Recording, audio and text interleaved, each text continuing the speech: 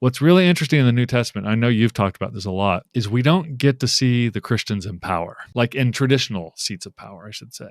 I think they actually are in ultimate seats of power, but they're not in traditional seats. And so we don't get to see exactly how they would have handled it if, Paul became a prefecture for the Roman government. But I imagine that he would have some fairly balanced views, and actually he would be concerned about this issue of like forcing Christianity into that, round pegged into square hole. That would be my guess, but I don't know. What do you think? Oh, yeah. I mean, I think we get little glimpses with just like the power that he did have. Right. I mean, he was a apostle, and he seems to really get most forceful at people who are causing stratification and disunity, and the powering over the weak. So his whole thing in Corinth, where, I mean, he uses some strong language about like you're eating and drinking to your own death, because they're at the communion feast, they're stratifying.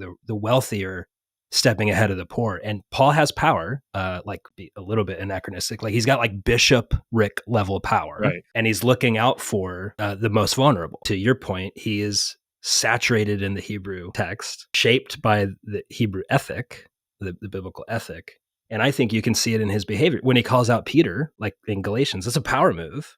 Why is he doing it? Because Peter is causing divisiveness and stratification inside the church. So if he was a governor in Ephesus, I guess, I think he would have an eye towards how is this impacting those who are in vulnerable positions, and how can we use the machine of the Roman Empire to, and he says it in Rome, right, help people like not do evil, right, and promote the good.